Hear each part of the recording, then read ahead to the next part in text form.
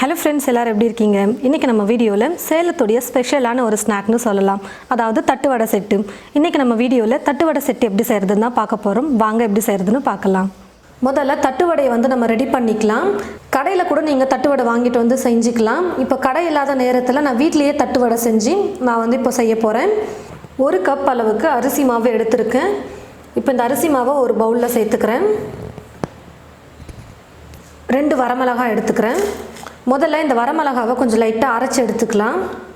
இந்த அளவுக்கு கொஞ்சம் லைட்டாக வரமிளகாவை அரைச்சதுக்கப்புறமா பொட்டுக்கடலையே சேர்த்துக்கிறேன். பொட்டுக்கடலை வந்து 200 கிராம் அரிசி மாவுக்கு நான் வந்து 30 கிராம் பொட்டுக்கடலை எடுத்திருக்கேன். இந்த கப்பில் அரிசி மாவு எடுத்தேன். இதுலேயே பாருங்கள் கொஞ்சமாக நான் வந்து பொட்டுக்கடலை எடுத்திருக்கேன். ஒரு 1/4 கப்புக்கும் குறைவாக தான் இருக்குது. கையில் அளந்து போடணுன்னா 2 பிடி அளவுக்கு பொட்டுக்கடலை வந்து நான் எடுத்திருக்கேன். இது கூடவே 2 பல் பூண்டு தோலோடு சேர்த்துருக்கேன். இது எல்லாத்தையும் சேர்த்து நல்லா நைஸாக பவுடராக அரைச்சி எடுத்துக்கலாம். அரைச்சி எடுத்துருக்கிற பொட்டுக்கடலை மாவை இப்போ இதில் சேர்த்துக்கிறேன். உப்பு கொஞ்சமாக சேர்த்துக்கிறேன். பெருங்காயத்தூள் 1 சிட்டிகை அளவுக்கு சேர்த்துக்கிறேன். இப்போ இது எல்லாத்தையும் சேர்த்து நல்லா மிக்ஸ் பண்ணி விட்டுக்கலாம்.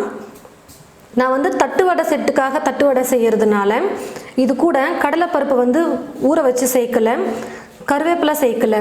நீங்கள் தட்டு வடை நார்மலாக செய்கிறதா இருந்தால் இதே மெத்தட் தான், இது அளவுகளை கொண்டு செய்யலாம். எக்ஸ்ட்ரா கூட வந்து நீங்கள் கொஞ்சம் கடலைப்பருப்பை வந்து 1 மணி நேரம் தண்ணியில் ஊற வச்சு அப்புறம் எடுத்து சேர்த்துக்கோங்க. கூடவே கொஞ்சம் கருவேப்பிலையே பிச்சு போட்டு சேர்த்துக்கோங்க. அவ்வளோதான், தட்டு வடை ரெடி ஆகிடும். இப்போ நான் தட்டு வடை செட்டுக்காக செய்கிறதுனால இது ரெண்டையும் நான் சேர்க்காமல் செய்கிறேன். இது கூடவே 2 ஸ்பூன் நல்லா காய வச்சு எண்ணெயை சேர்த்துக்கிறேன். எல்லாத்தையும் சேர்த்து நல்லா மிக்ஸ் பண்ணி விட்டுக்கலாம்.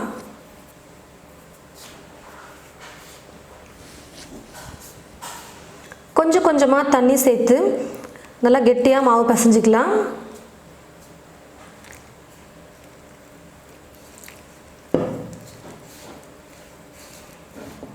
பாருங்கள் ஃப்ரெண்ட்ஸ், மாவு வந்து பிசைஞ்சு வச்சுக்கிட்டேன்.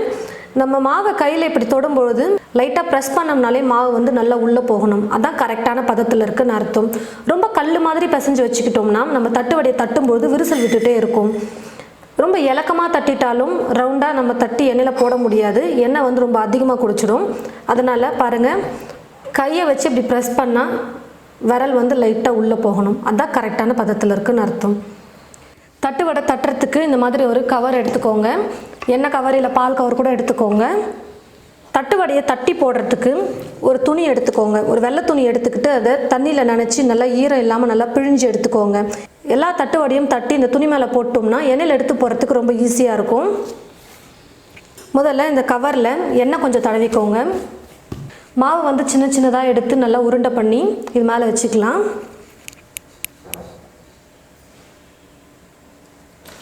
இப்போ நம்ம இதுக்கு மேலே ஒரு கவர் போட்டு நம்ம ப்ரெஸ் பண்ணணும். இதுக்கும் நம்ம எண்ணெய் தடவணும். இப்போ இதுக்கு மேலே இந்த பேப்பர் வச்சுட்டு இந்த கவர் வச்சுட்டு நம்ம இது போல் ஒரு கிண்ணம் எடுத்து நம்ம ப்ரெஸ் பண்ணிக்கலாம். கையில் கூட தட்டிக்கலாம், ஆனால் ஷேப் வந்து கரெக்டாக வராது. அதனால் இது போல் ஒரு கிண்ணம் வச்சு நல்லா ப்ரெஸ் பண்ணிக்கிறேன். தட்டு வடை செட்டுக்கு வந்து பார்த்திங்கன்னா தட்டு வடை இந்த மாதிரி சின்ன சின்னதாக இருக்கும். கடையில் இந்த மாதிரி சின்ன சின்னதாக விற்பாங்க. கடை இப்போ இல்லாத சமயத்தில் நான் வீட்டில் எப்படி செய்யணும் தான் நான் உங்களுக்கு காட்டிகிட்ருக்கேன். நீங்கள் கடையில் வாங்கிக்கிறதா இருந்தாலும் உங்களுக்கு ரொம்ப ஈஸி தான். வீட்டில் செய்கிறதா இருந்தால் இந்த மாதிரி ஏதாவது வாட்டர் பாட்டில் மூடி எடுத்து இந்த மாதிரி சின்ன சின்னதாக கட் பண்ணி எடுத்துக்கோங்க. அப்பப்போ கவருக்கு வந்து எண்ணெய் தடவிட்டு செய்யுங்க, அப்போ தான் ஒட்டாமல் வரும்.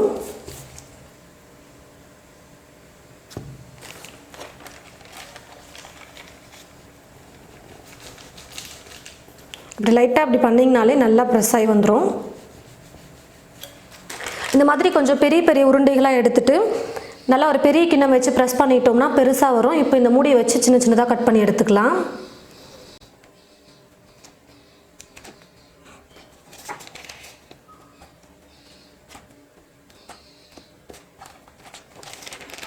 பாருங்கள், ரொம்ப ஈஸியாக எடுத்துட்டோம்.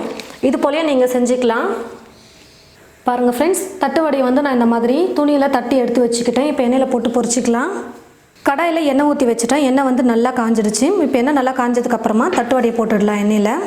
தட்டு வடை வந்து பூரி மாதிரி எழும்பாமல் இருக்கிறதுக்கு இந்த மாதிரி ஃபோக் ஸ்பூனை வச்சு நம்ம இப்படி சும்மா லைட்டாக அப்படியே ஓட்டை போட்டுட்டோம்னா போதும், எழும்பாமல் வரும்.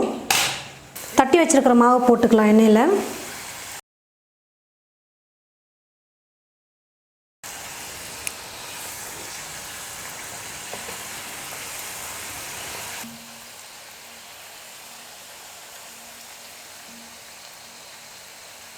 நீங்கள் தட்டு வடையை கொஞ்சம் பெருசாக கூட நீங்கள் தட்டி எடுத்துக்கலாம். நான் ஒரு தட்டு வடையை முழுசாக அப்படியே வாயில் போட்டு சாப்பிடும்போது டேஸ்ட்டே சூப்பராக இருக்கும். அதனால் வந்து நான் சின்னதாக செஞ்சுருக்கேன். நீங்கள் தட்டு வடை கொஞ்சம் பெருசாக வேணும்னா நீங்கள் இன்னும் கொஞ்சம் பெருசாக கூட தட்டிக்கலாம். நல்லா வெந்துருச்சு. இப்போ நான் எடுத்துக்கிறேன்.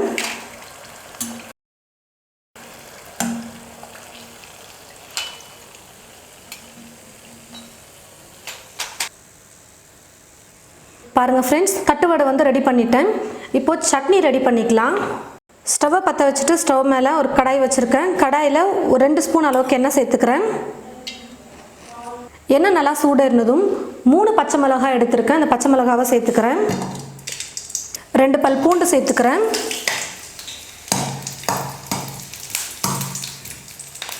ஒரு கைப்பிடி அளவுக்கு புதினா சேர்த்துக்கிறேன். ஒரு கைப்பிடி கொத்தமல்லி. புதினா கொத்தமல்லியை சேர்த்து ஸ்டவ்வை மீடியம் ஃப்ளேமில் வச்சுட்டு ஒரு 1லேருந்து 2 நிமிஷம் வந்து நல்லா வதக்கிக்கலாம். பாருங்கள் ஃப்ரெண்ட்ஸ், எல்லாத்தையும் சேர்த்து நல்லா வதக்கிட்டேன். இப்போ இதை ஒரு பிளேட்டில் மாற்றிக்கிறேன். வதக்கி வச்சுருக்கிற புதினா கொத்தமல்லி வந்து நல்லா சூடு ஆறிடுச்சு. இப்போ நான் மிக்ஸி ஜாரில் சேர்த்து நல்லா பேஸ்ட்டாக அரைச்சி எடுத்துக்கிறேன். உப்பு கொஞ்சமாக சேர்த்து நான் அரைச்சிக்கிறேன். பாருங்கள் ஃப்ரெண்ட்ஸ், நல்லா நைஸாக நான் அரைச்சி எடுத்துக்கிட்டேன். ஒரு 2-3 ஸ்பூன் தண்ணி சேர்த்து தான் அரைச்சேன். அப்போ தான் நல்லா நைஸாக வந்தது. புதினா கொத்தமல்லி வதக்கின அதே கடாயை ஸ்டவ் மேலே வச்சுட்டு 2 ஸ்பூன் எண்ணெய் சேர்த்துக்கிறேன். எண்ணெய் நல்லா காஞ்சதும் 2 வரமிளகாய் சேர்த்துக்கிறேன். 2 பல் பூண்டு,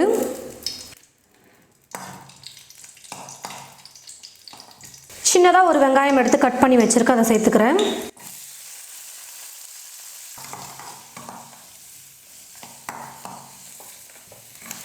வெங்காயம் ஓரளவுக்கு நல்லா வதங்கிடுச்சு. இப்போது தக்காளி சேர்த்துக்கிறேன். நல்லா பெருசாக இருக்கிற தக்காளி பழமாக 2 எடுத்துருக்கேன். மீடியம் சைஸில் இருந்ததுன்னா 3 எடுத்துக்கோங்க.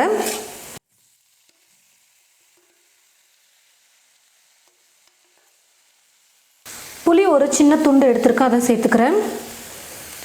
தக்காளி நல்லா வதங்கணும், அதனால் 2லேருந்து 3 நிமிஷத்துக்கு நல்லா குக் பண்ணிக்கிறேன்.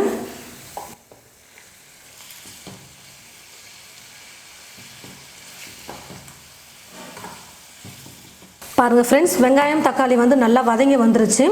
தக்காளியோட பச்சை மணம் வந்து நல்லா போனால் தான் சட்னி நல்லா டேஸ்ட்டாக இருக்கும். அதனால தான் நல்லா வதக்கணும். இப்போ நான் வந்து ஸ்டவ் ஆஃப் பண்ணிவிட்டு இதை ஒரு பிளேட்டில் மாற்றிக்கிறேன். வதக்கி வச்சுருக்கிற தக்காளியை வந்து இப்போ சேர்த்துக்கலாம். உப்பு தேவையான அளவுக்கு சேர்த்துக்கிறேன். வெல்லம் வந்து ஒரு சின்ன துண்டு எடுத்துருக்கேன், அதை சேர்த்துக்கிறேன். இப்போ இதை நல்லா நைஸாக அரைச்சி எடுத்துக்கலாம். பாருங்கள் ஃப்ரெண்ட்ஸ், ரெட் சட்னியும் ரெடி பண்ணிட்டோம். க்ரீன் சட்னி, ரெட் சட்னி ரெண்டுமே ரெடி ஆகிடுச்சு. க்ரீன் சட்னி வந்து பார்த்திங்கன்னா பச்சை மிளகா போட்டு பண்ணியிருக்கோம், ரொம்ப காரமாக இருக்கும். ரெட் சட்னி வந்து கொஞ்சம் கம்மியாக தான் வரமிளகா போட்டிருக்கும். இன்னும் உங்களுக்கு கிட்ஸுக்கெல்லாம் கொடுக்குற மாதிரி இருந்ததுன்னா, காரம் வந்து அதிகமாக தெரியக்கூடாது அப்படின்னா இந்த ரெட் சட்னியில் ஒரு வரமிளகா சேர்த்துக்கோங்க, கரெக்டாக இருக்கும். இது நல்லா காரமாகவும், இது கொஞ்சம் நல்லா லைட்டாக காரம் இல்லாமலும் இருக்கும். அப்போ சாப்பிட்றதுக்கு நல்லா டேஸ்ட்டாக இருக்கும். பாருங்கள் ஃப்ரெண்ட்ஸ், தட்டு வடைக்கு நான் வந்து எல்லாமே ரெடி பண்ணிக்கிட்டேன். 2 கேரட், ஒரு பீட்ரூட் எடுத்திருக்கேன். தண்ணியில் நல்லா வாஷ் பண்ணிவிட்டு மேலே இருக்கிற தோலை வந்து சீவி எடுத்து வச்சுருக்கேன். ஒரு வெங்காயம் எடுத்து நல்லா பொடியாக கட் பண்ணி வச்சுருக்கேன். கொஞ்சம் கொத்தமல்லியை பொடியாக கட் பண்ணி எடுத்து வச்சுருக்கேன். கேரட்டையும் பீட்ரூட்டையும் துருவி எடுத்துக்கலாம்.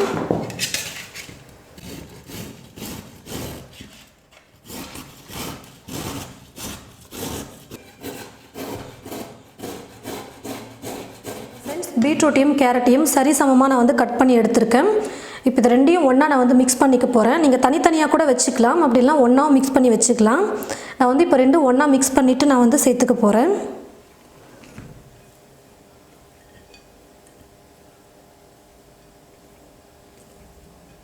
நல்லா மிக்ஸ் பண்ணி எடுத்துக்கிட்டேன். கேரட் பீன்ஸ் கூடவே நீங்கள் இந்த கொத்தமல்லியும் வெங்காயத்தையும் மிக்ஸ் பண்ணி சேர்த்துக்கிட்டாலும் ஓகே, இல்லைனா தனியாக கூட நம்ம மேலே தூவி விட்டாலும் ஓகே. வெங்காயத்தையும் கொத்தமல்லியும் நான் மிக்ஸ் பண்ணி வச்சுக்கிறேன்.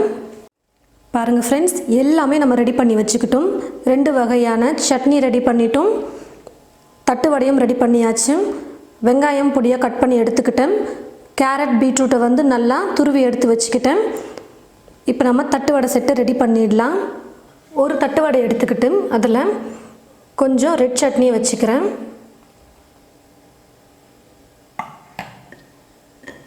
இப்போ நம்ம எடுத்து வச்சுருக்கிற பீட்ரூட் கேரட்டை வச்சுக்கலாம்.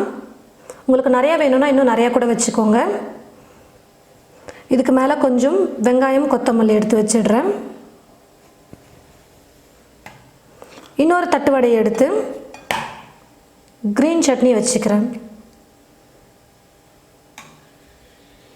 இப்போ இதுக்கு மேலே வச்சிடுறேன். இப்போ இதே போல் எல்லா தட்டு வடைக்கும் ரெட் சட்னி, கேரட் பீட்ரூட், கொஞ்சம் வெங்காயம். நீங்கள் கேரட் பீட்ரூட் கூடவே நீங்கள் வெங்காயம் கொத்தமல்லி கூட மிக்ஸ் பண்ணிக்கலாம். அதுக்கு மேலே கொஞ்சம் க்ரீன் சட்னி வச்சுக்கிறேன்.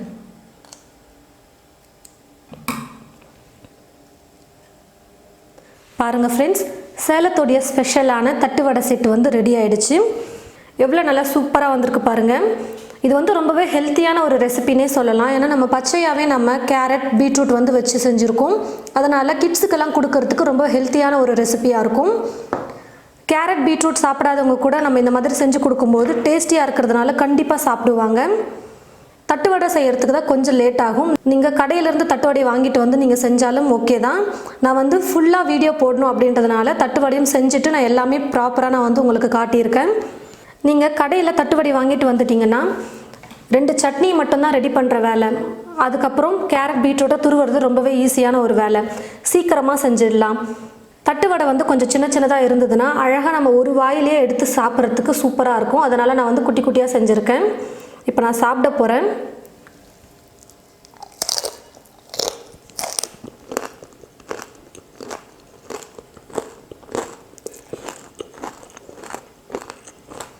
ரொம்பவே சூப்பராக இருக்குது. க்ரீன் சட்னி நல்லா காரமாகவும், ரெட் சட்னி வந்து கொஞ்சம் ஸ்வீட்டாக புளிப்பாகவும் இருக்கிறதுனால டேஸ்ட்டு ரொம்ப சூப்பராக இருக்குது.